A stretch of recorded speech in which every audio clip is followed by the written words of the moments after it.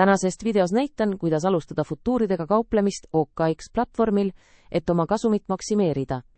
Esmalt laadi alla OKX rakendus, see on kiire, lihtne ja turvaline. Loo konto sisestades oma e-posti aadress, nii saad alustada juba mõne minutiga. Ära unusta isikuttu vastust, see avab sulle rohkem võimalusi ning tagab turvalisuse sinu kauplemisel. Seejärel tee oma esimene sissemakse, OKX toetab paljusid krüptosid ja see protsess on ülilihtne. Futuuride lehel kasutame tellimuspaneeli. Siin saad kiirelt ja lihtsalt avada, kas pika või lühikese positsiooni, just nii nagu su turuanalüüs ette näeb.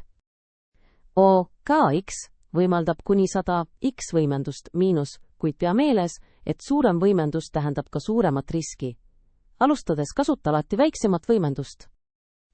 Vali kas cross või isolated režiim, -cross hoiab kogu konto balansi riskil, isolated piirdub konkreetse positsiooniga. Proovi alustuseks isolated, et oma riske paremini hallata.